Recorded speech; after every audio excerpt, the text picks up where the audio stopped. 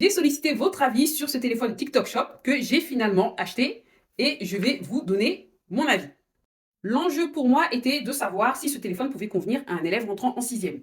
Rappelons-nous du tarif très modeste de ce téléphone qui est un système Android et qui vous permettra de télécharger des applications de base, double puce, 4G, fonction NFC. Le design est plutôt sympa, je trouve.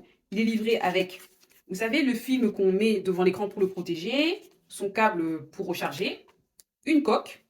Et à mon humble avis, ce téléphone est vraiment fait pour un usage basique, c'est-à-dire appeler et recevoir les appels, SMS, WhatsApp, éventuellement écouter la radio, la musique, navigation légère et si vous faites peu de photos.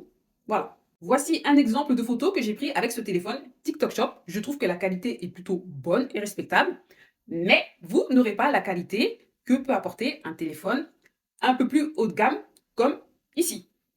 Il est clair que si vous utilisez ce type de téléphone pour faire usage des réseaux sociaux, pour le GPS, pour faire des photos et des vidéos ou télécharger mille et une applications, ça risque d'être un petit peu compliqué et là, vous risquez de vous heurter à des latences ou un téléphone qui va devenir très lent. Et c'est normal. Je pense que ce téléphone est plutôt fait pour des personnes peu technophiles, un élève rentrant en sixième, éventuellement un téléphone secondaire lorsque vous voyagez, ça peut être très utile, un téléphone de secours.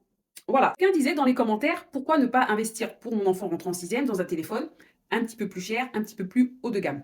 Alors déjà, au départ, j'étais partie pour acheter un téléphone à touche, mais avec le recul, il est toujours bon d'avoir la géolocalisation des enfants, et ça, je ne peux le faire qu'avec un smartphone.